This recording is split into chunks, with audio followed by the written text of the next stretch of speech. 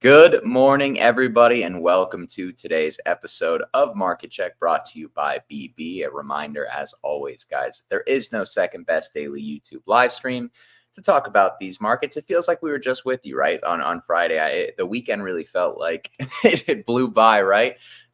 Because Thursday, as we know, we had off. Markets were closed. We had a bit of a I can't really think of the word right now, but we had an interesting structure of last week. But fear not, guys, we are here Monday through Friday this week, ready to cook you up some delicious meals. I'm Snorlax. You guys also know me as Tommy. I'm joined by Dr. Will's Outlook and Jackus. We should be getting Max back, I think, later this week. As you guys know, Max and Tucker are both in Europe currently, but I know they are eagerly anticipating joining you guys. And I'm sure that they are not missing the price action that we are, of course, seeing right now across the board with Bitcoin, ETH, and crypto. I mean, if they have any in their stock portfolio, though, I'm sure that is doing well. But before we can start cooking, guys, before we can start sharing all of the juicy alpha that we have been concocting over the weekend, I'm going to ask you to smash the like button. And we were very, very good last week about not bugging you about the like button. But I assure you, if it is not up to standard this week, I will throw the soybean chart up on, up on this stream without fail. So that is something to just be mindful of. But yeah, we always appreciate when you guys hit the like button. We just want that appreciation to be commensurate with the alpha that we are trying to provide you guys. But let's talk charts because Bitcoin is still at support. Yeah, guys, Bitcoin is at support. Is it going to break down from the range? Is it going to hold, deviate, and reclaim? I think that's kind of the question that obviously we were asking ourselves last week. We're asking it this week as well. Where exactly is the bottom for this move on Bitcoin? Is it going to be kind of like this extended range, kind of similarly to what we've seen with 25 to 30K? That's a scenario that we have obviously prospected on this show as well. Just as, it could also be, are we going to potentially see waterfall prices? And maybe that is a bit dramatic in my choice of adjective, but we are trading towards the level now where if you lose it, you do probably see quite a bit more volatility enter the crypto market. And I do want to talk about both scenarios realistically on this show. So, because I mean, that is where Bitcoin is, right? Like it's hold this level or it's lights out. Lights out being, relative, it probably just means a deeper cyclical correction, yada, yada, yada, by the dip, longer recovery period, yada, yada. But I don't think that's really that different from what we're seeing here, where, it's still going to take, even if this is the bottom, a good amount of time for a range to be carved out here, support and value to be found at these levels before we begin to move higher. But I think the entire panel is still pretty optimistic about where we are going on a higher time frame. So it's funny, we've been talking about Bitcoin, but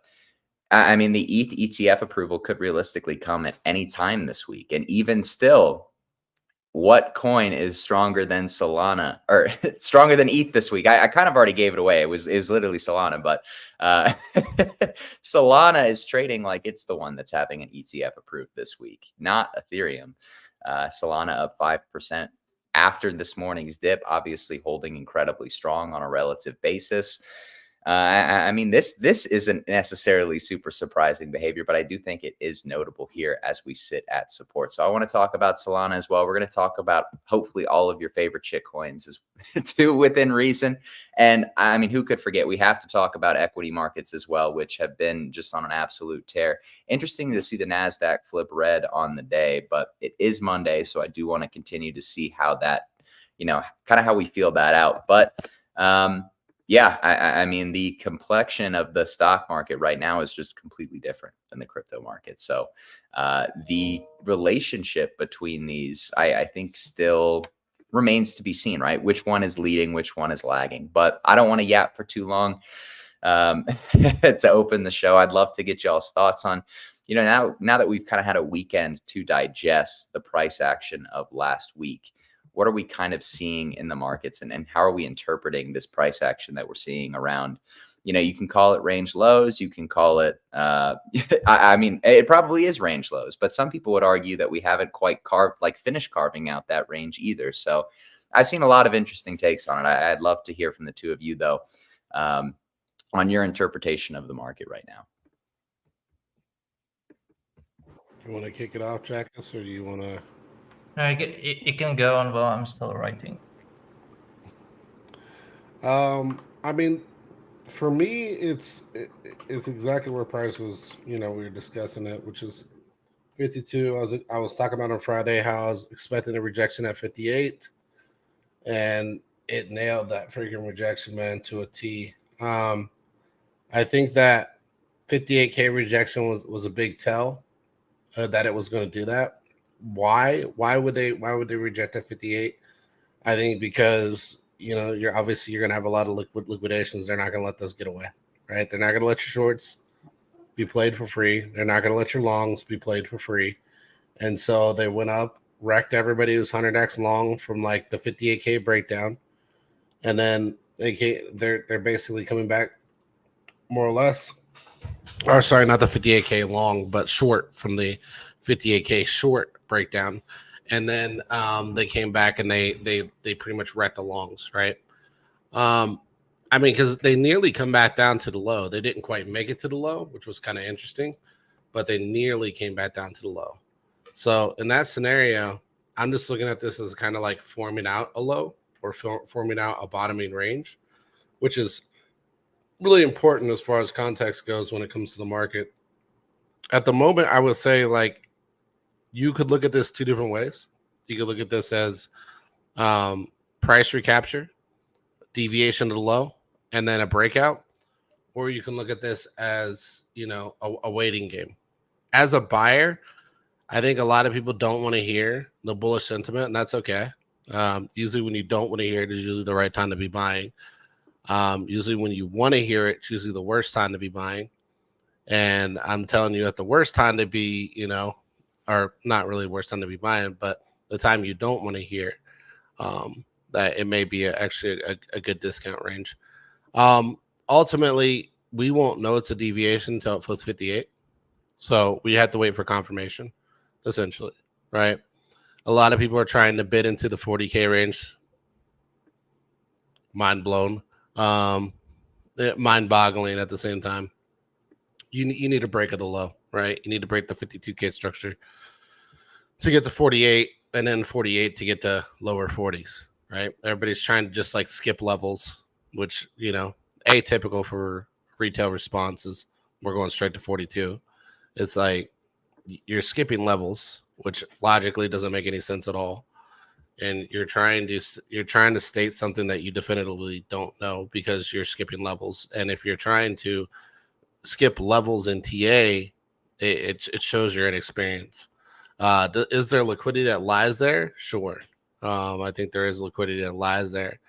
But I think at the end of the day, looking at price action here for Bitcoin, it's pretty apparent where you have support and where you don't. And I think that there's hefty support at 48. But I also think that, this could be a deviation to lower time frame range. Because if we flip 58 and get that back under support, this will more than likely just be a deviation. I mean, it's very similar to the range, Tommy, of Bitcoin around 25 to 30. If you drew a line across the majority of the top and the majority of the bottom, you basically deviated both sides of that play. You did the same thing in the 40K range. You had the deviation on both sides of the play there too, from price action points. So I think looking at those two scenarios, and then we talked about MOG on Monday, right? And I was telling everybody, this is probably the positioning where you want to deleverage your MOG and look for more downside. And, that pretty much played out to a T in a sense. And then we also got, stocks and so on and so forth, which are hedging really well your positioning on crypto. If it's down, you're not even feeling it. You're not even feeling it because stocks are just chatting. You're just making a ton of money on stocks. Let me do share. Hold on 1 second. If I could get the screen real quick, Tommy. You're pulling a me? Yeah. I will say my thing with MOG, and I'm obviously a holder of MOG. I'm very bullish on it, but to play devil's advocate for my bias, it does look a lot like Bonk did last month when it faked the breakout on the third tap of high time frame resistance into a vicious reversal. So that would be my only word of caution with MOG, but I'm obviously bullish on it. I'm bullish on the culture coins, but I am aware that it could end up doing what Bonk just did a few weeks ago, which I was bullish Bonk. I didn't long it, but I thought about it at one point, and then it just flat out rugged at the setup at resistance. So that's my fear with MOG, because I'm sure we'll talk about it later on this stream. But I'll let you cook, Will. Yeah, now I'll post the MOG chart. I think it's there's some context there, and I think we're in the ranges where you want to see MOG. But one thing I was looking at in the high time frame was these two zones right here. Was this zone here, and then this zone here. And I was like, I was like, that's pretty interesting, because I never entertained that, right? I never entertained the thought process that Bitcoin would come back and retap this liquidity. And then a lot of people will say, oh, well, then it's topped, right? Because they'll be like, oh, this was the deviation high where the market, basically deviated above the previous market and then got wrecked. Yeah, but you went higher. You're not going to deviate high and then deviate high. Like, it's not a thing, And I'm looking at this and I'm like, that's some pretty crazy structure that they came down and tap liquidity perfectly from the 2021 high. And now a lot of people are like, well, if they tapped here, then they're going to tap here, and they're going to tap there, and they're going to. No, I don't know about that. I would argue or beg to differ. But I would say that that's a good liquidity zone. And then those of you trying to bid much lower, I think the lowest you got here is 46.9. If you're saying that this is going to go much, much lower. But again, if you're selling to buy, what could be a couple different strategies you could use here? One, you could wait for price action to recapture the 58K range, right? Which means you'll probably tap 60. And then from 60, you'll end up coming back down. And then from back down, you use that as support to, possibly make your breakout. That could be a good strategy if you're looking to buy in, but you're going to buy higher, right? But from here, it really doesn't matter, because if you didn't buy 52, you're not really getting much of a discount anyways. So if you wanted to wait for confirmation bias being I need to see some clear, structure being created, you could wait for 58K to become support again. And then if price does break down, theoretically from here, right, you could wait for maybe, like, I would say 48. And this is why I think like 48 is important, because I would say if you're going to fall again, you're going to do 48, then you're going to bounce, you're going to retest support around 52. And then if you catch a rejection, then you'll come back into like this 46K range, right? It's not going to be as deep as people think it is. A lot of people think it's going to be so deep. But, something, again, that I didn't really entertain was the 50 on this monthly candle, which is kind of something to keep an eye on. But where's your 50 on that monthly, Tommy? On the monthly, you're going to have to, the 50 is probably at what, like mid 40s? No. High 40s? Nope. I need you to zoom in on that RSI, brother. Sorry, not RSI, not RSI. The Fibonacci. 52. So 52K is our Fibonacci center line, more or less, right? We'll get Bears a little leniency, right? 51.9. Well, I will say I'm gonna need you to clean up that chart a little bit. The point I wanted to get to is your mid market on this candle, and if you're in a bullish market, you should expect this to be a retest of maybe the middle. But it's funny how it almost lines up perfectly, right? It almost lines up perfectly. Now, we bounced a little higher than your mid, but whenever you're going to fill a candle body, or fill a move that's been substantial, you only had to fill usually 50%, right? It's like a 50% fill or better. You could technically fill a little bit less. You can even do like a 40-45% or better. And once you get a fill of the candle of 40-45% or better, you could realistically say in a bullish market that you had the potential to bottom now. You had the potential to do so.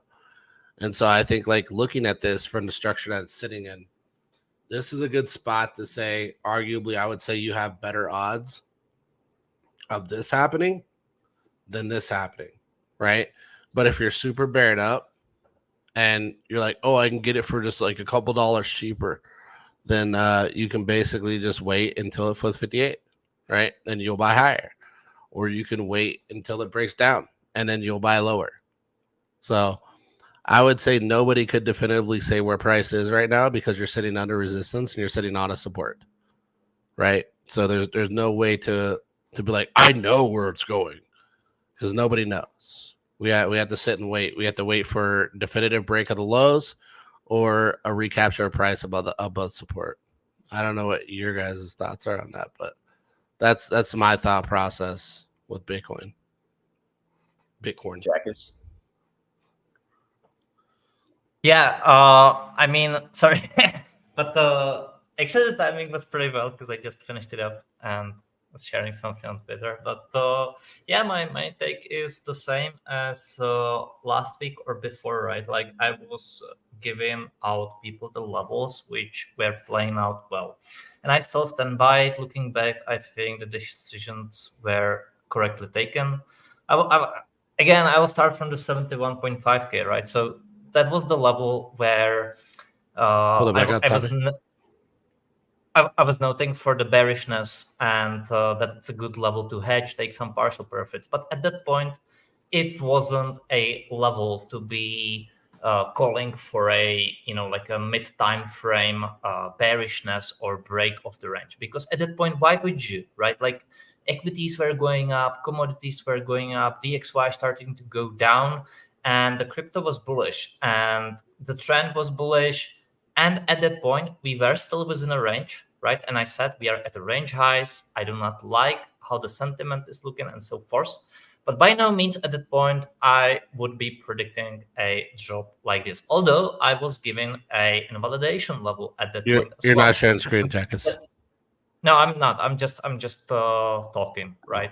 I'll let the cooking to you guys on the chart, but that's okay. So at that point, it was like good to be bearish, or like maybe not bearish, but like be cautious from that range highs at 71.5K towards that weekly support, right, within a range. It was good as long as the range was holding, but by no means you would want to be targeting the breakdown. We came back, we retested the range lows, and that was still bullish, right? I saw many times over the past years a structure exactly the same as this one, just continue higher, and this time it has not. And the thing is that you never know that. We all, like, nobody knows what is going to happen. Nobody. We just play the game of probabilities, and that's all that we can do. And if it doesn't turn around, you need to be quick to change it, right? And so within the range, again, at 60K, we came back, retested it. At that point, the support clearly did not hold, but we were still at the range lows. And it could have easily turned around from there. And I was saying that until it flips 64K, 64, 65, it's not bullish fully. Like we can still easily turn this around. The structure wasn't lost, but it's not the best. Then when we lost the low, that liquidation low from 24th of June, that's when the range lows was lost. And in my opinion, now we just gotta adjust to be mid time frame bearish. I do not think that like macro time frame we would be bearish, right? Because if we look at it, right, we are still within an impulsive lag on the monthly. We are still within an impulsive lag on the weekly from 39K. none of that is changed. And I still do think that, when the new administration in the US is elected, when there's regulatory clarity, maybe it's the Germany government selling right now what's causing this temporary weakness within crypto, right? Who cares? It's something. The price is confirming that, right? So maybe it changes. Sorry, maybe it stops at some point, but mid time frame right now, the price simply isn't looking the best. And I think it was good to be bullish before that. I do not think it's wise on this time frame, because it always comes to the time frames. I do not think it's wise to be right now expecting just a like V-shaped recovery from here, because I think the range was lost. And on that exact day, I was very quick to adapt that. But the thing is that again, you just gotta be following the price, not the emotions, and not be hopeful, in my opinion. So I do not like this, right? Like, I would love for us to finally, this asset class to become the emerging asset class, just like what internet stocks companies were. I would love this one to be outperforming everything. But and I do think it will come essentially. I truly do. But right now it's not there, and all we can do is just follow these levels, right? So I will kind of be, and I understand this may not be the take of everyone. I understand that everyone has different opinions, and that's what makes the market, right? But this is my current take, and I'm sharing it with people, right? And some are appreciative of it. Yeah, I find this level right here specifically pretty important. When it comes to price action, you got your high right here, which is your April 2022 bounce to before you roll, and then you got your rejection right here, which was right before the breakout. A retest of rejection wouldn't be bad. Well, yeah. Maybe one thing I would like to add to what I was saying, and you can follow up on that, is that there will be lots of perma bears, right? That will be telling you, like they call the cycle top and how it was obvious. But I would say that these same people were calling it since we broke out from the 31K range. Like they were calling it since September 2023. And then there was that wick at 48K, and they said, listen, BTC ETF launched, it's over now. And we were here saying that the market is not bearish until we lose the range lows, and watch for the weekly. I kept on reminding that. Guess what? The market held it and continue higher. And you never know if the reaccumulation is going to be a distribution one or a continuation one. You can anticipate, but you never exactly know. And then you play the levels around it, right? So the same people who are bearish, guess what? The price is still higher than it was back then. So I just wanted to point this out. That anyways, back to you. So you're saying, Jack, is if I say it's going to come down 50 times in the past 2 years, when I finally get it right, that doesn't count? It means you're a god, because you are only as good as your last call. As your last call. I called the top guy. I've been calling it since 20K. The 10K bears, man. Like, look, I was in the 10K, camp at the bottom, but once you saw levels clearly being flipped, you're like, that's done. No more 10K, not happening. Other people, they couldn't let it go. They just could not let it go. It was 10K, all the way up to like 40 something K. And then once they realized, oh shit, we're at 75K, we're not getting 10K anymore, guys. This market's manipulated. It's heavily manipulation. That's what they started saying. But again, I think that looking at price here, I really like this level. Not saying that we're going to come back and retest it necessarily, but the 48K, you've got clear rejection, aka support, right? And it actually comes all the way pretty much over here, even. You've even got rejection. Like, this is like the mid market of the complete market, essentially, right? The 48K range. It is the mid market. of all mid markets. Does it have to fill? No, it doesn't. What we look for if it doesn't fill? Arguably, I would say you're looking for this thing to kind of maybe consolidate this range, not to break it. And then you're looking for some kind of breakout. Again, recapture 58. You can have confirmation bias. It'll make you feel a little better, sleep a little better at night. Price action. As a trader, which I am first and foremost, and this is why, like, even though I'm super bull on this cycle and I think it's going to do very well in the end, I will not ever ignore clear validation or invalidations of levels. And so once the support range was broken, I was like, okay, now we have to entertain how to approach this now that it's been broken. And it hasn't even been broken like significantly. We basically broke down here from 57 to 52, right? So now that it's broken, and you got the retest too. So I was 100% right on that. I nailed this on Friday, and I said, look, you're going to get a retest. There's no point in selling 52. Made absolutely zero freaking sense. I'm like, if you want to get out of this market, let it retest 58. Then you get out of the market.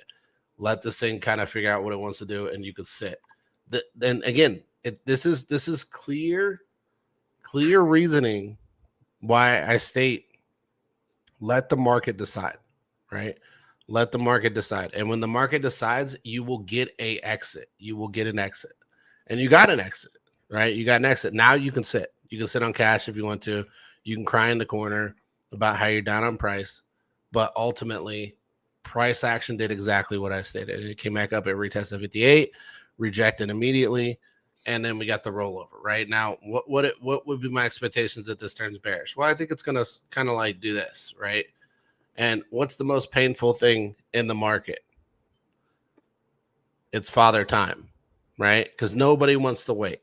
They don't want to wait. But I thought you said bears don't have a father, Will. Well, father time is real for some people. Other people, it's the father who left to go get the gallon of milk and cigarettes and never came back. But this would be my expectation with price action, which would be the most painful outcome. You could literally just sit here and chop this deviation forever. You haven't got to break the range at all. This is why, like, you can't have confirmation bias on directionality here. You have to just let the direction do what it does. You got the exit. Now wait, right? If you're super bared up, you sold, you're waiting, and you're gonna wait for a flip of the range and a trend, right? Or you're gonna wait for a breakdown of the range and clear rejection and more downside. You're gonna wait for one of those two scenarios to happen from here.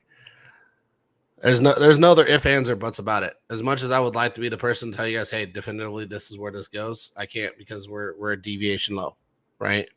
That means we deviated below support. And now this will either turn into a deviation or it will basically break down more. And if it breaks down more, you don't want to be trapped in that. So I'm just the one here telling you, what you need to hear, not necessarily what you want to hear. And that's all you can really do in this type of market right now, is just wait and see. I'm personally holding a lot of bags. I don't care. If your exposure is that bad, then maybe your best bet is to deleverage. But arguably, I would say, like, if you're looking at this from two perspectives, and it looks like the RSI is just starting to bounce a little bit. This is a key zone. This is why I pointed this out on Friday. This is a key zone for a bounce. And if they can start directionally flipping the 50 here, strength could be in favor of this just becoming a deviation and us just doing this. Because I guarantee we get up to like right here, everybody's going to say this is going to roll back over. That's what everybody's going to say. Do not fall into that camp. Do not fall in that camp. If you flip this range, back support, I would say stay in the camp that this thing can actually start doing this. Right? And then maybe like a God candle somewhere. That's what I would be in some kind of vertical cube, right? You have to flip 58. If you, again, start doing this and it starts getting painful, then you have to kind of make a decision at that point. Do I wait or do I DCA? Right? I would arguably say I would DCA here and here. Well, a question I've been asking myself lately. Yep. Why is the like button not higher? Why is the like button not higher, guys? This is not a question for Will. This is a question for you, the audience, as we are at about 130 likes with 350 live viewers. I Because know. soybeans are not on. Because soybeans are not on, Tommy. They are waiting. Sodal. Sodal. Oh, I mean, I'm assuming that's a soybean reference. It might not be, but I'm using it for the purposes of soybeans today. AZ, Will, can you throw up the soybeans chart? You've been cooking us up a delicious meal today. We've been giving you guys insights. I know you guys are scared right now. I know. I have bags too that if we lose the range, I already know what's going to happen to them, man. Like, I'm afraid for them if that's what's going to happen. But no excuse not to hit the like button. We are enjoying putting this content out for you. I hope you guys are enjoying the content thus far this morning. And even if not, if you could hit the like button just for me, Snorlax, it would mean a lot, guys. It would mean a lot. But we're gonna keep cooking either way. I just had to I had to pick on you guys for the oh, is that a fractal on the soybeans chart? It's going to zero. It's going to zero. Man. Soybeans to zero. Why does that look like the pendle chart? Normally we do low time frames, but because it's me, we're doing high time frames. All right, they've been hitting the like button a good bit more. Just for me. Thank you. No way, Jose. Thank you. Just for me. But I'll let you go back to cooking, Will.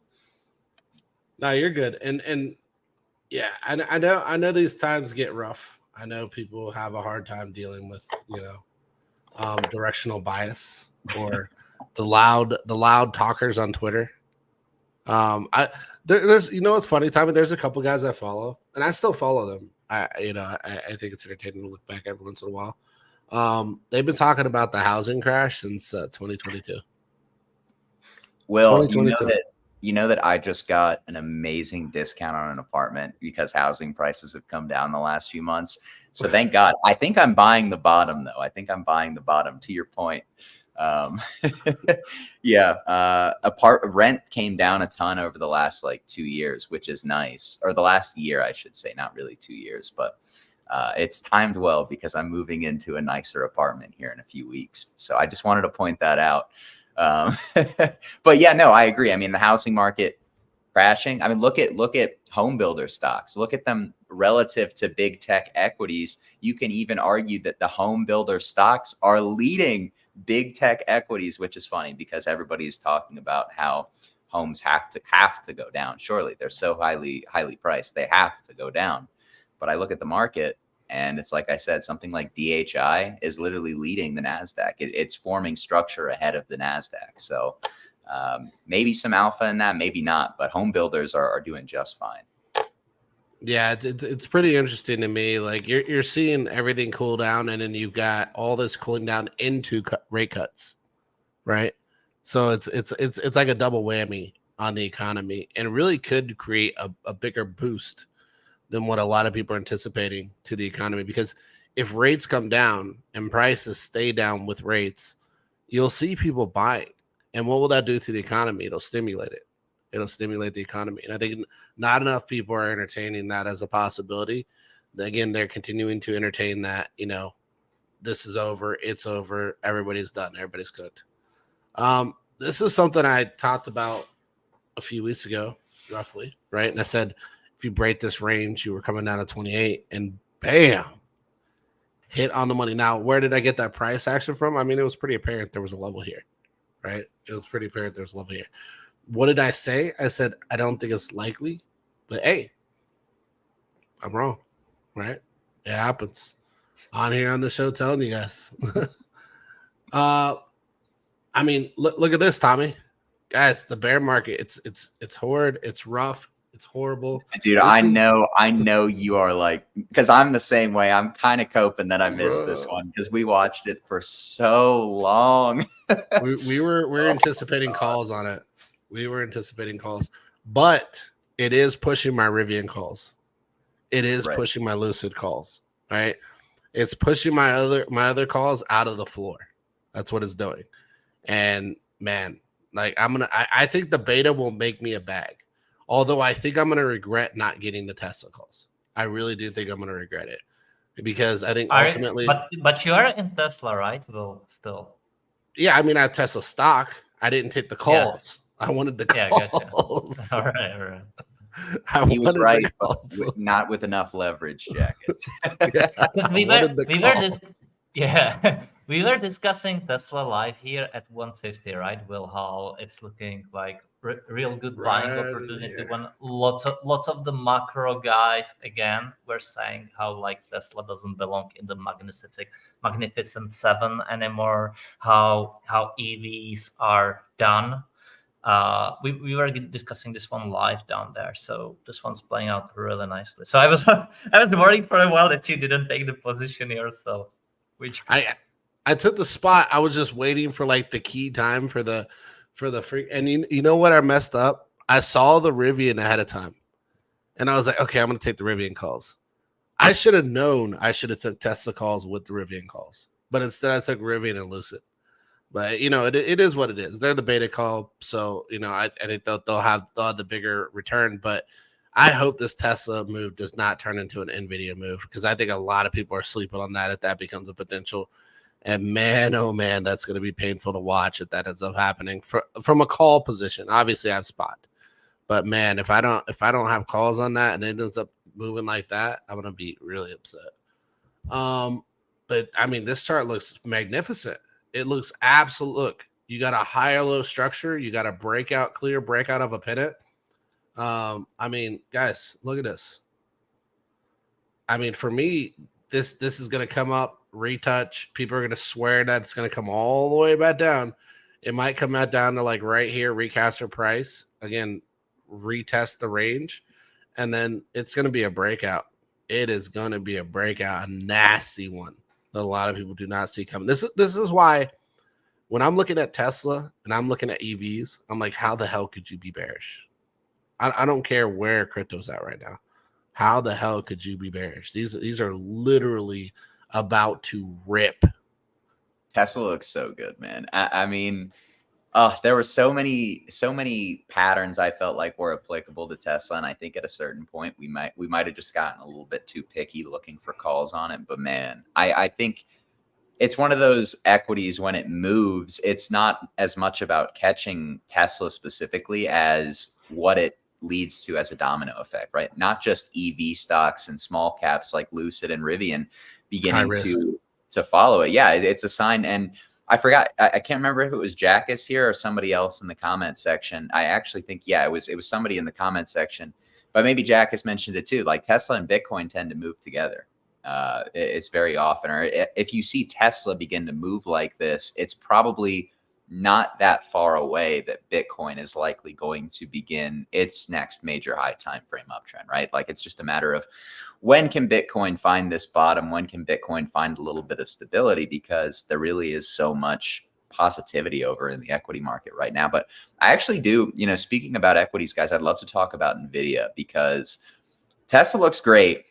Apple looks great. And I'm not calling for downside on the indices, but I do think that Nvidia might have completed a lot of its local upside. So I think it's something to look at. I also, if like, if you're shorting it, good luck, right? But at the same time, it has run up in a pure parabola. Other equities are beginning to catch rotation, presumably out of Nvidia. And so I think this could be a candidate to pull back here over the next few weeks, actually. So it's a pretty interesting thing here for Nvidia, but I mean, ultimately, I don't know. I think Nvidia is like that. That's my thoughts on it. And if that's the case, where are we at? Where are we at here? We're at support. So if Nvidia is cooked, I would say it deviates below this bear trend. Does one of these, right? Maybe cooks a little higher, aka swings high, and then fails, right? And then fails. But how far down will that fail go? I just, you have a level here, you have a level here. I mean, there's just so many areas you could take liquidity, but I don't know. I don't know if it's actually cooked. To me, you got this high time frame trend, and it's now flipped that trend to the upside. And if history ever tells me anything, when you tend to flip a trend to the upside, you'll start playing the same pattern, but on the upside. Yeah, I look at Nvidia's lower time frame, like the last probably 2 or 3 weeks of sessions on it. It feels like it's carving out a lower high around these prices. So, I mean, maybe it pulls back a little bit. I'm not expecting like a a full-blown meltdown on Nvidia just because it's run up so much, but I think this is kind of a natural spot for it to probably start to pull back a little bit. And if for no other reason than you're seeing money rotate into other equities, right? Like Apple, and obviously Tesla, like we've discussed. But like Apple has been an absolute tank, green again today. So, Tommy, do you see that? Or maybe it's can you go back on Nvidia there?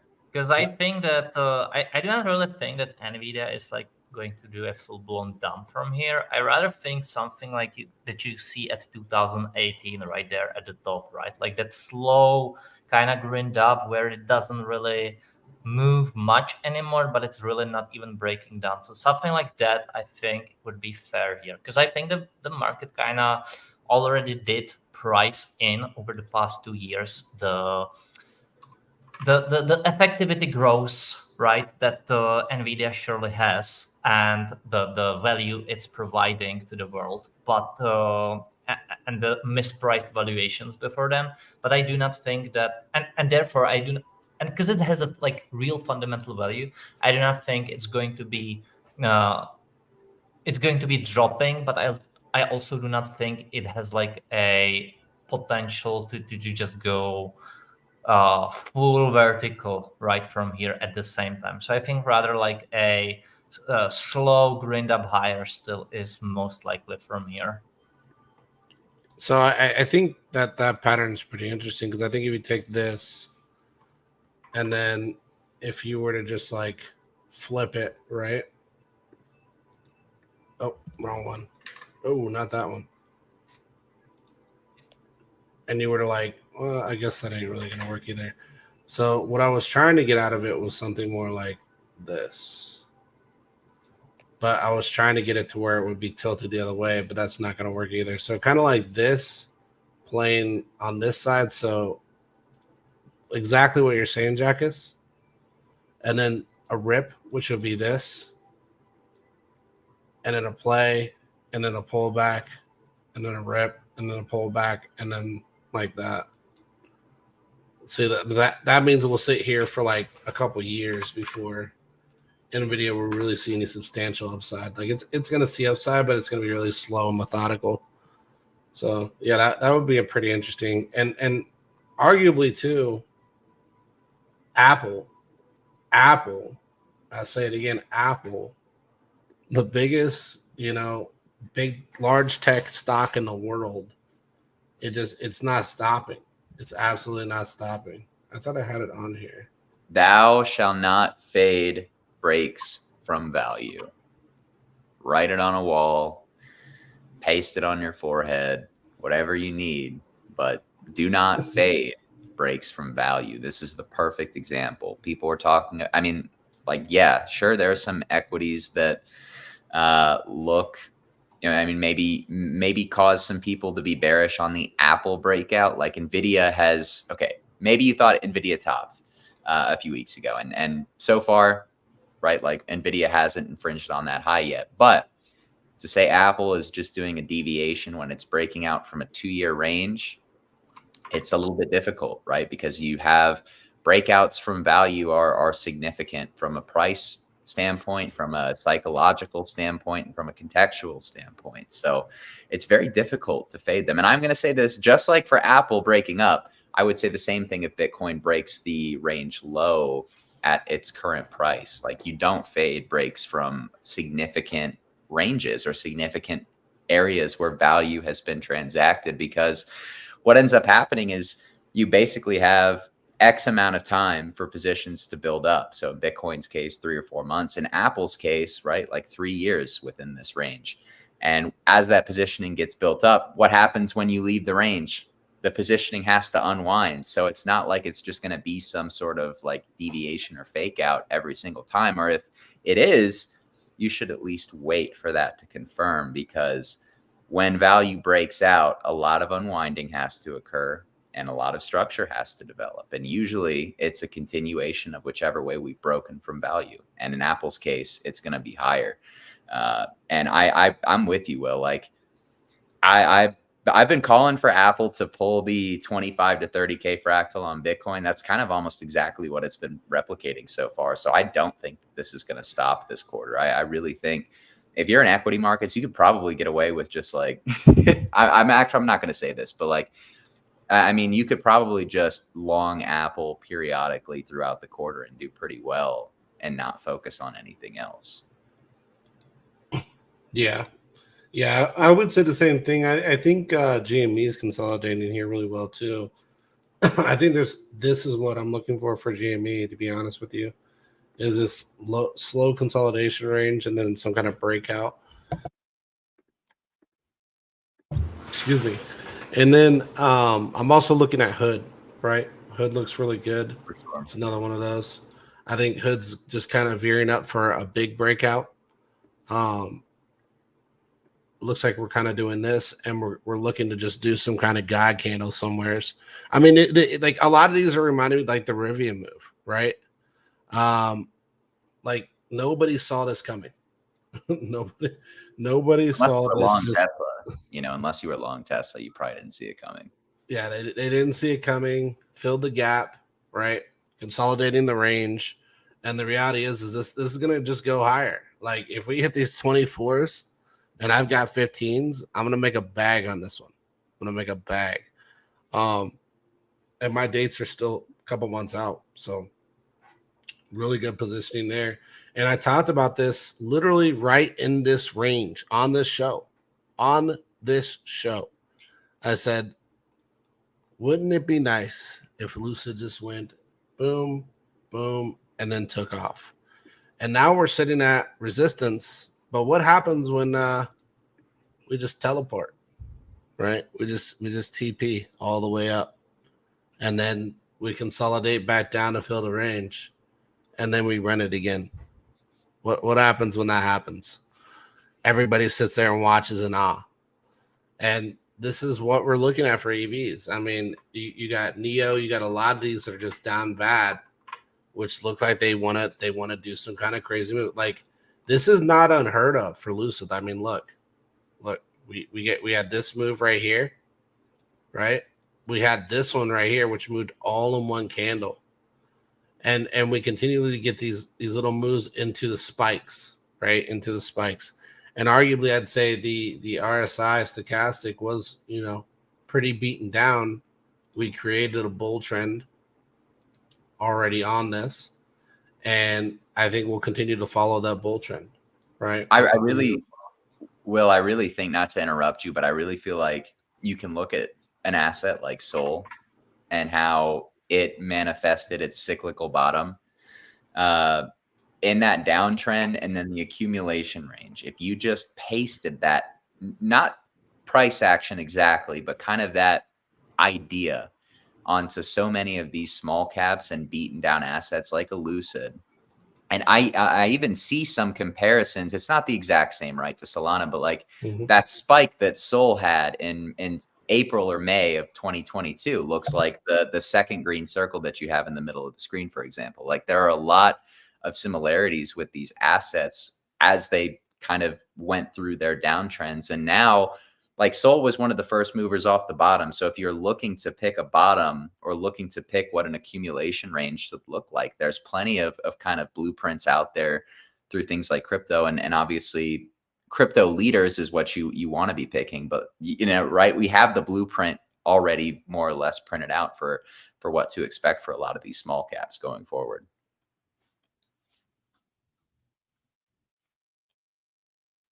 A rare moment of silence. Oh, my bad. Speaking of silence, No, all good. good time to check the like button, guys. We are at about 200 likes with 280 live viewers. I mean, that's a pretty good ratio, but I know there are still a few stragglers in here that have not hit the like button yet. Either way, guys, we appreciate you guys being here on a Monday. We are getting the full team back here in about a week. So bear with us a little bit, but we are still cooking for you guys. I mean, last week's stream had a lot of alpha in it. So it's not like we have dropped off at all, guys. So make sure to hit that like button. We're showing up for you, show up for us. Yeah, I mean, let's have a great week, man. I mean, it's only Monday, so a lot can still happen this week. That's true. What do you got? Are you guys seeing like some bullish alt right now in the market? Like, for example, I am looking at OM, which is still holding pretty well, but I think this is like a giant distribution currently playing out, whether it breaks to the upside or not. But it really ran like 5,000% from its bottom, which is crazy. If you guys can pull out OM on the chart, maybe. It's kind of hard. It's kind of hard to identify outperformers right now because I'm not sure if they OM, yeah, because they got beat down USDT. It's a OM USDT, not the stock. Yeah, heard of this Olympique Marseille, bruh. I'm not touching that. I'm not touching it either, but it's one of the charts that remains to kind of hold its structure. What I think is going to happen here is like classical, maybe like what it actually does remind me of is Cardano in 2021 when it like created that floor, had its final blow to the top, and then it peaked there, came back, and it's down on since then. Yeah, but go ahead. Apart from this one, if you are seeing something, yeah, I do have some. Hold on one sec. I gotta pull something up for this real quick. Give me 1 second. What do you guys think about this question? That's what I think of this one. All right, that's what I think of this one. It's a trap. It's a literal trap. Will, what do you think about the comment I highlighted on the screen? Do you think that some of these meme coins will never catch the same steam? I think they absolutely will catch the same steam. I'm not Tommy, but I do too. Yeah, I'll speak on Tommy's behalf. I absolutely believe all these. Look, I talked about this on Sunday, and I'm telling you guys, like, look. This is where it feels the worst. This is where it feels the worst. Time and time again, it always feels the worst at the lows. When it should feel the best, right? You should feel like you're getting that. Because up here, you're like, God, I wish I could get a discount.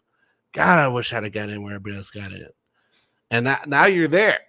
Now you're there, right? And you don't ever believe at these lows that price is going back up. You never believe it.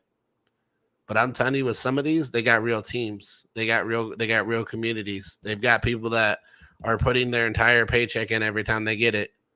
Like their number's going to go back up. But yeah, I would, and I'll just touch on it really briefly, and then I'll kick it back to you, Will. But I think the memes that are going to stick around are going to be the ones that like you can see the community has staying power, right? Like they're not just being shilled because somebody wants you to pump their 3 or 4 million market cap bag, but people actually like to post about the meme. And you think about when WIF was going up, people just enjoyed posting a dog with a hat. And on the way down, it's like, oh, the dog with it, there's all this worthless conjecture that doesn't matter. The only thing that matters is the dog with the hat being present on the timeline as much as it possibly can be, and the virality that comes with that. So I don't think that every meme coin will come back, but I think, and it's so funny saying blue chip meme coins, but I think blue chip meme coins will, right? Like ones that kind of have that ingrained sense of culture, like a MOG, for example. I think the jury is still out on if WIF will come back, but I think Pepe will come back. Probably some other ones as well. Bonk probably comes back. It's got a pretty loyal, I guess it's kind of got a loyal base at this point, but yeah, not everything, but I do think we are in like a meme, not to steal the verbiage of other people, but I think we're in a meme coin super cycle that will probably take a few years to play out. It's like the anti VC rhetoric and sentiment isn't going to just resolve in one quarter, guys. That is probably a multi-year thesis. Yeah, I'm still. I want to be clear. Like, I'm still very, very bullish. I round tripped a few bags. I'm not gonna be under your cap and be like, oh yeah, I made every play perfectly, guys. No, I didn't. I round tripped a few, but I'm unbothered by the ones I did round trip. I mean, the stock positions have helped me a lot. They've helped me a lot. That is down because even though I have this red ass portfolio in crypto right now, which is still up significantly from where we came in at the lows. I have the stocks just literally every day green every single day, every day. Like I can't even catch even my calls. Like I haven't even had a red call in a while, outside of the one GME call that I went really balls to the wall, which I shouldn't have done. I knew I shouldn't have done. Everybody I know who's got a portfolio in stocks and crypto is like, oh yeah, my equity portfolio is at all-time highs and my crypto portfolio is like way down. I have to agree with you guys. Like having and again, it comes to the diversification, right? But having a diversified portfolio between crypto and stocks is just so, it lets you sleep well, and I'm loving it because, again, like nobody could pretty much foresaw that crypto is going to underperform this much while equities are gunning higher, right? And you cannot know that. But if you have two portfolios, then the stock one lets you sleep really well at times like these. So I've been preaching diversification long time, and you guys know that sometimes I'm annoying with it, like diversify, take partial profits, right? I get it, but it does work. So totally agree with Will. Yeah, and I'll be clear. Like, hey, maybe it was luck, right? But I ticked 2021 to a T. I knew 2022 was coming, especially with the presidential election and all that stuff like that happened, and then like whenever you hand over an election to another president, any president, by the way, it doesn't matter who. I know a lot of people have election bias, but whenever you hand it over to another person or another president, there's always some kind of effery that goes on in that initial year. And we saw that, man. We saw that 2022 got demoed. It got absolutely demoed. All markets. You got amazing entries, basically once it started to floor out towards the end of 2022. But 2022 was only a small blink in time.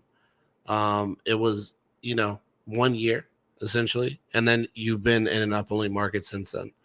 And I think that's the hardest part for a lot of bears to cope with is like they only got 1 year of their bear season and they wanted more. Greed is to the downside and or to the upside. So I just want to be really clear about that. I think not enough people respect that or understand that. But 1 year is usually long enough. It is usually long enough.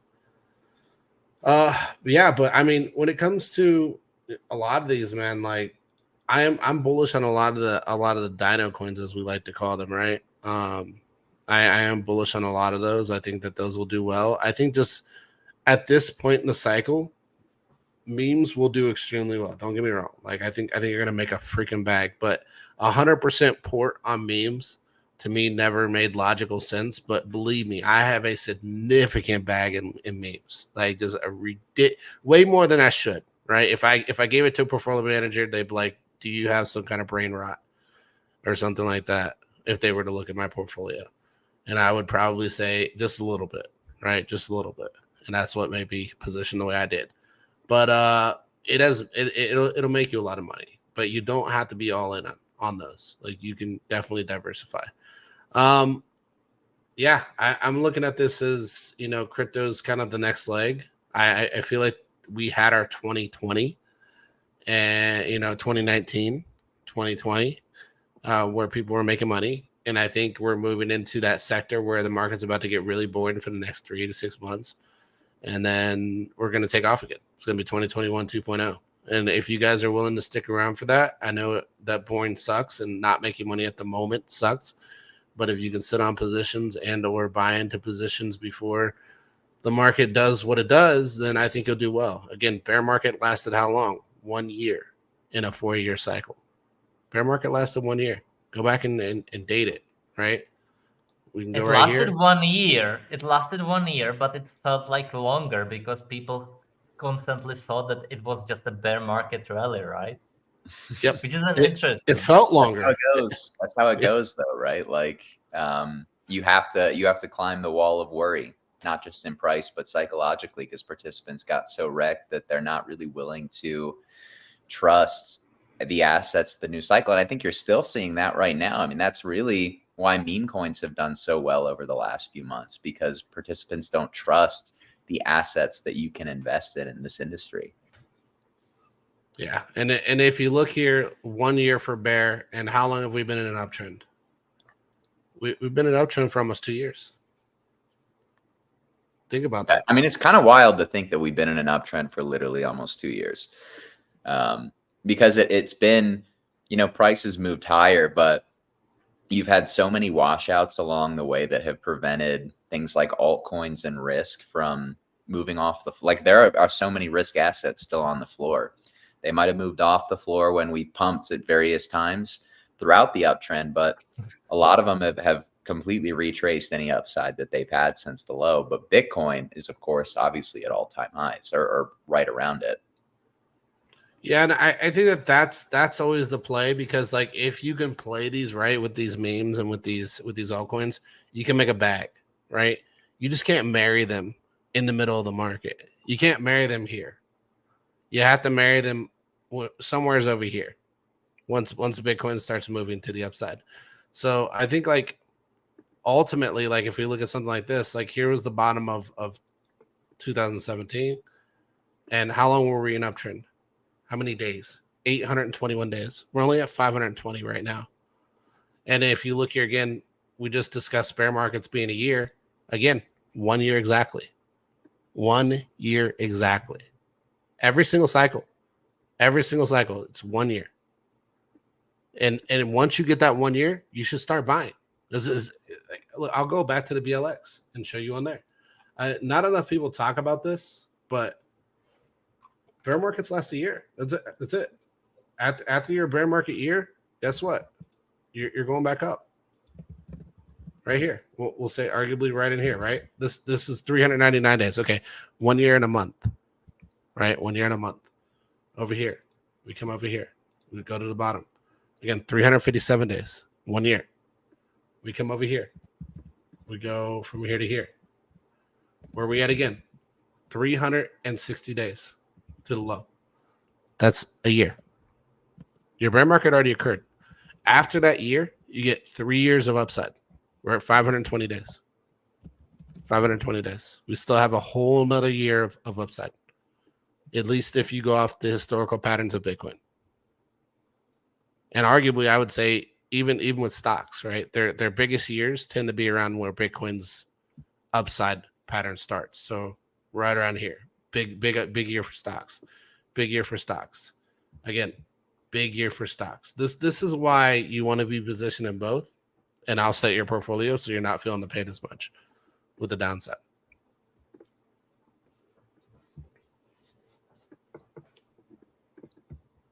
No, I'm not saying what we're experiencing right now will last a year, because here's my expectations. You can see right here, I even funny enough had this marked out. But my expectations are you still got all this. Right? You still got all this for the remaining of the year. Because I think that this hasn't occurred here yet. I don't think it's occurred. And a lot of people are arguing it has. I would argue it hasn't. So I would look at it like this and just be like, at some point, we're just going to start doing this.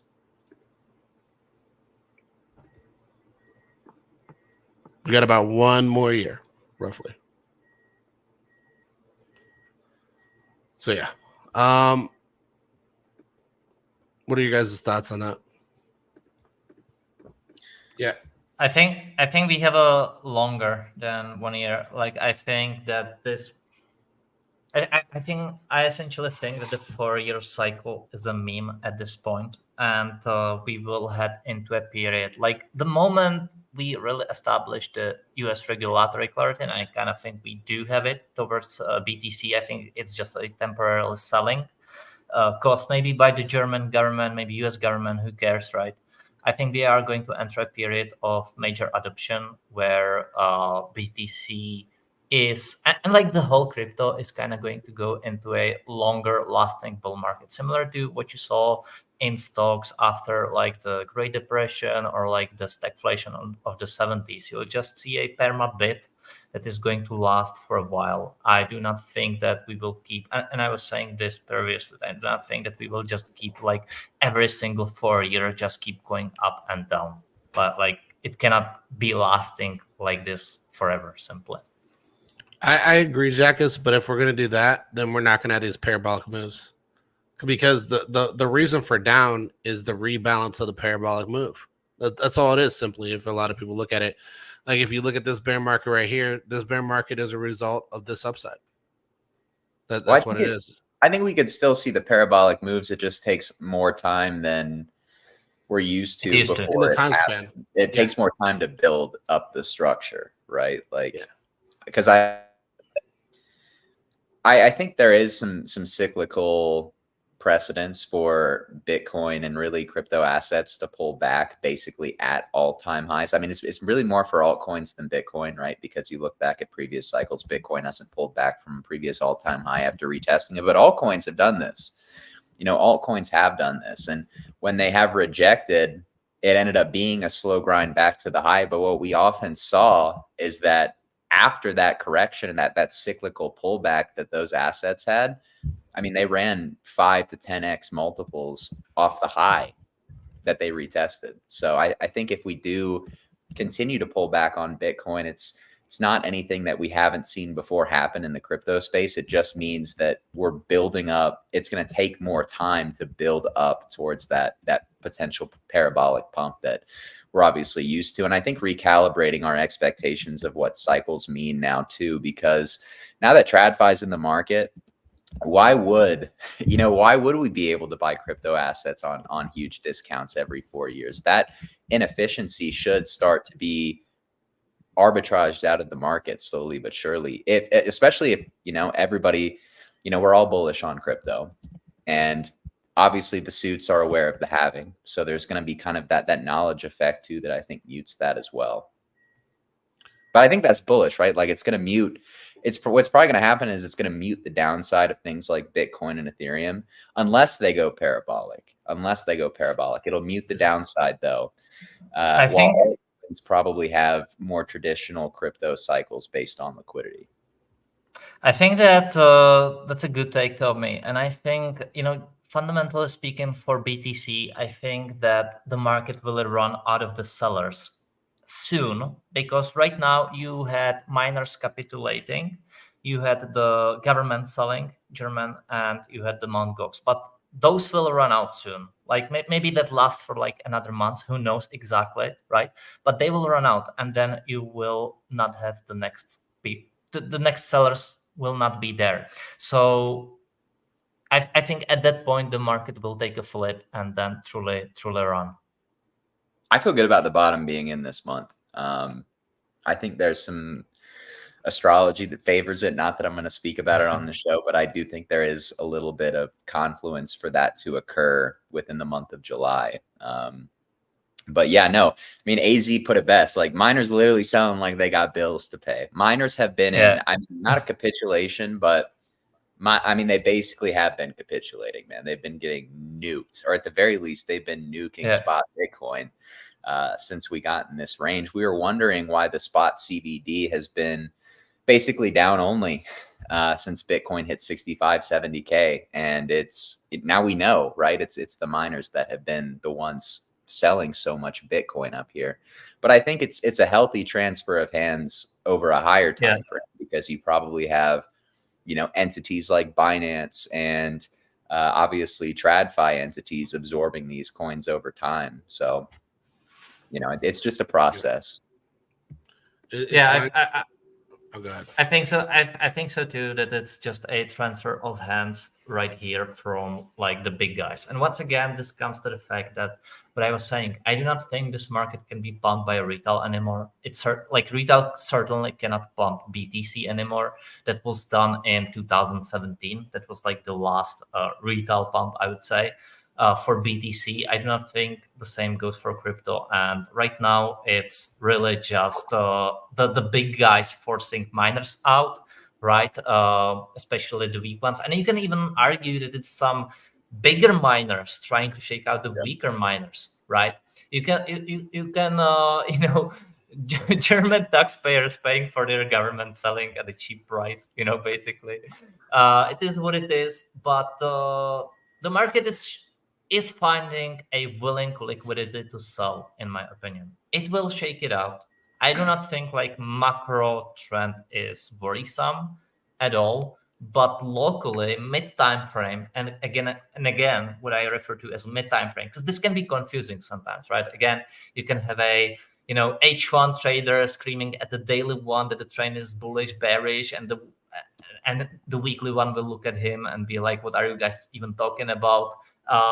So it's very important to express ourselves. What do we mean with the words we say?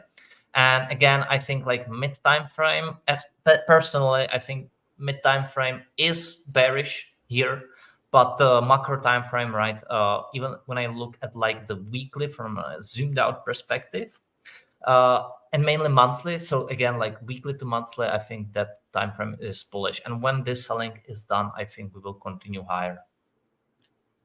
Yeah, I agree with basically, everything that you just said, Jackus, but I want to go back to what Will said about how it's, he feels that we went through 2019 and that we're in 2020. And I could not agree more with that, quite honestly. And I think GCR said as well, maybe not on Twitter, but through a Telegram, that this current period reminds him of DeFi summer, or obviously in the wake of DeFi summer. I guess it's a question of what phase of DeFi summer you feel like we're in. But I think that's honestly a pretty good comparison when you think about like, okay, ETFs, is that the theme of this cycle? I don't know, but we do know it brought back a ton of risk in the market, a bunch of risk appetite, and obviously market participants. It gave us some of the themes that we kind of know are going to be present over the next year or 2 years. To the same degree. So I like the comparison of basically what we just went through and I think this kind of does give some credence as well to the idea that these structures or the parabola that we're going to see is probably going to be like 2019 to 2021, occurring over a longer period of time. You had the first big drum up of interest through something like ETFs. Obviously, majors way outperformed. They sucked in most of the liquidity, while a lot of altcoins didn't quite get the bid, but they have catalysts that could potentially still come later this cycle, which we did see happen in 2020 and 2021 through things like layer ones. Meme coins didn't really pop off until 2021. Obviously, they existed prior, but not, they blew up in 2021. I said layer ones, gaming blew up in 2021. So, I think there are narratives that will eventually pump with more liquidity. But right now, the focus, just like it was in the summer of 2020 when it was on DeFi, the focus is mostly on these assets that are supposedly getting ETFs. Or that could get like institutional bidding. And I think Solana is probably, most fitting of that category. It's so funny to me that ETH is supposed to get an ETF imminently and Solana's up 4%. ETH's up 1. By the way, what do you think about that, Jackus, by the way? Like, how are you viewing ETH Bitcoin now within the context of some of this ETH weakness? well, first of all, just before I get to it, right, that the German government is really accelerating the selling, and I think it sold like nearly 10k BTC today, which is like crazy. and I think the market is absorbing that very well, right? So that's very important to say. They had like 31K BTC or something like that, if I'm not mistaken, last week.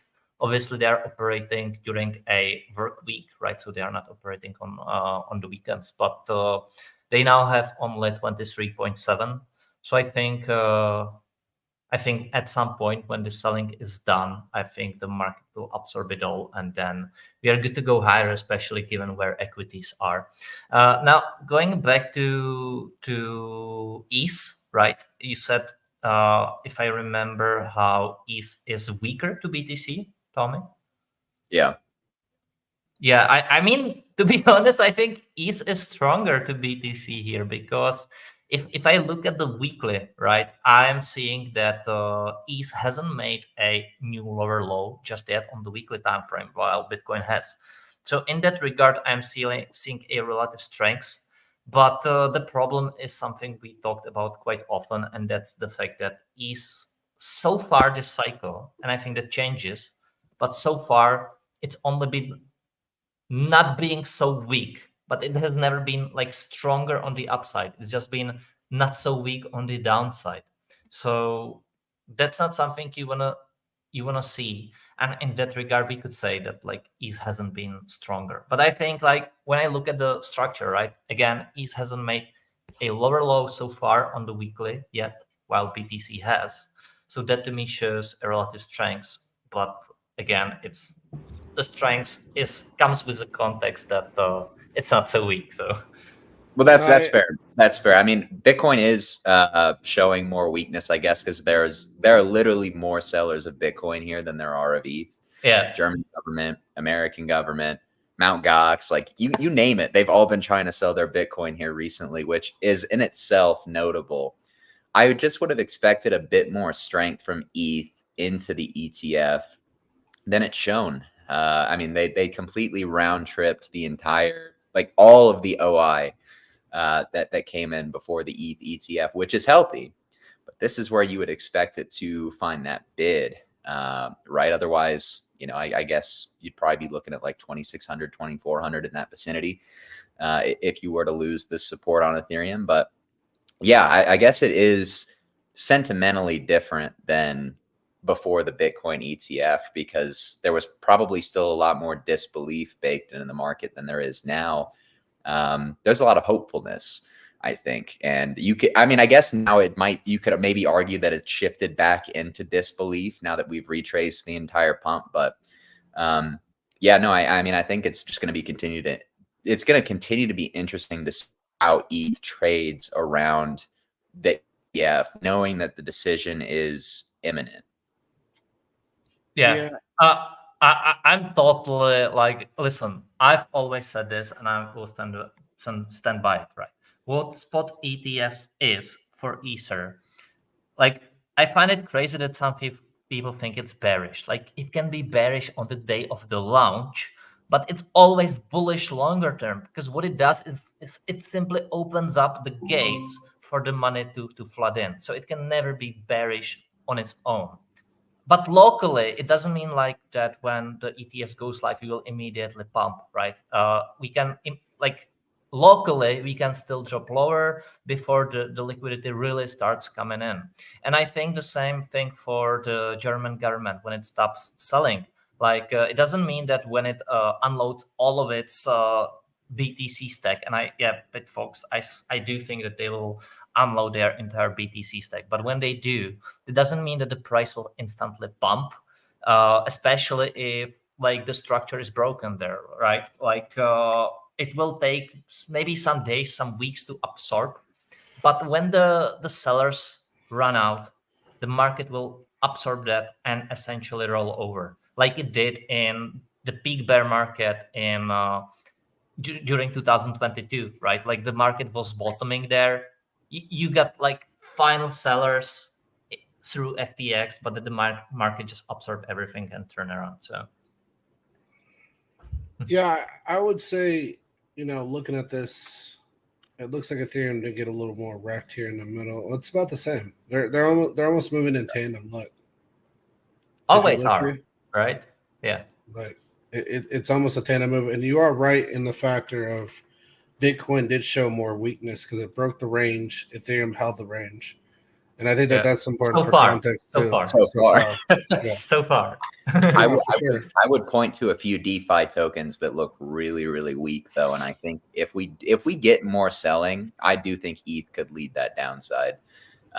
You'd probably see some weakness in DeFi that would cause that, but like it's like you said, Jack, because I think whenever the selling is done, the market is going to absorb it. Like if we are going to go lower, it'll form a high time frame, higher low within this uptrend that we've been in for 2 years now, and then move higher.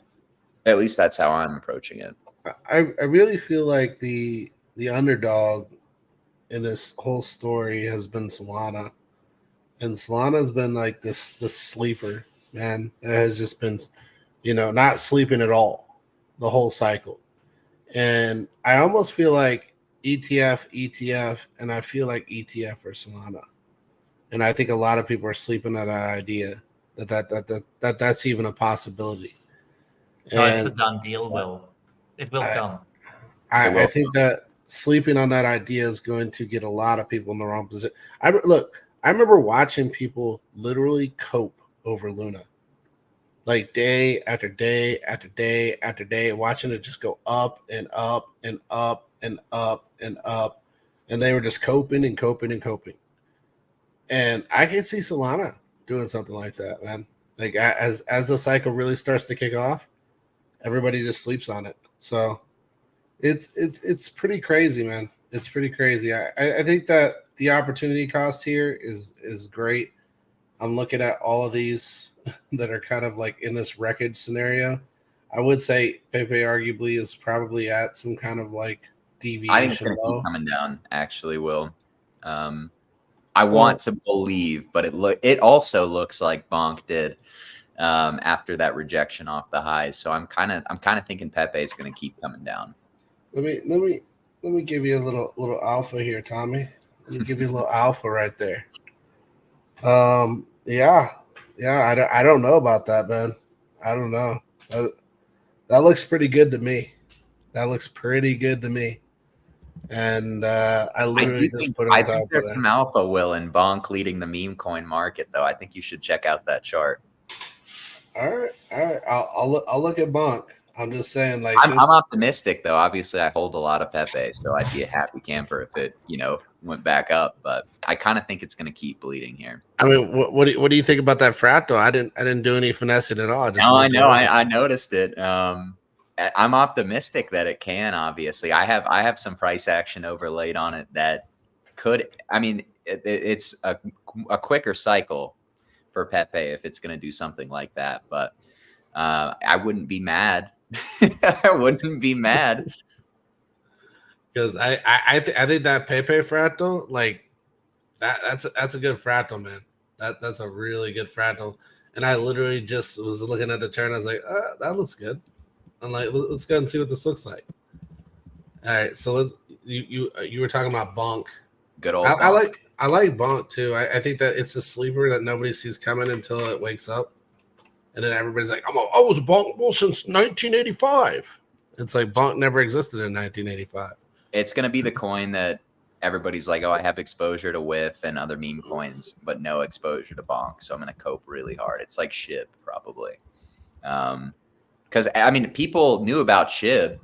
SHIB rugged 90%, nobody bought it, or 95%, and nobody bought it.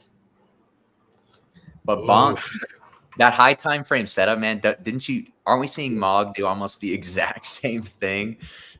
Which concerns me a little bit for something like Mog. But I think Bonk is a good indicator of the meme coin market because it was the first meme coin that ran. People kind of forget that.